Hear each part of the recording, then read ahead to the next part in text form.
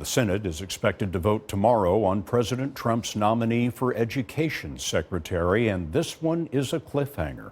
Here's our congressional correspondent, Nancy Cordes. The debate over Betsy DeVos followed senators home this weekend as protests popped up outside the state offices of several Republicans. DeVos are lost! Here in Washington, the pressure is even more intense. Good afternoon, Senator Susan Collins' office. The Senate switchboard swamped by hundreds of thousands of calls. So he is not supportive of this nominee. Some Democratic senators took their own turns at the phones.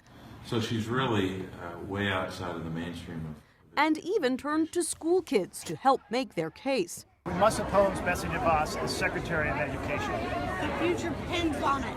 President Trump chose the 59-year-old billionaire because of her longtime support for school vouchers, a cause many Republicans support. South Carolina Senator Tim Scott.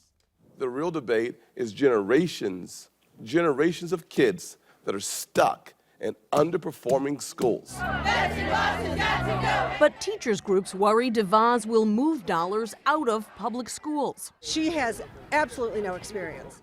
That lack of experience led to some rocky moments at her confirmation hearing. So were you unaware when I just asked you about the IDEA that it was a federal law?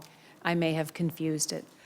Every Senate Democrat and 2 Republicans have vowed to vote against her tomorrow, putting DeVos on the edge of defeat. Massachusetts Democrat Elizabeth Warren. Just one more Republican. That's all we need. Just one. But as of right now, the Senate appears to be split 50-50, which means Vice President Pence will have to cast the tie-breaking vote tomorrow. And that's a first, Scott, for a cabinet-level position. Nancy Cordes on Capitol Hill.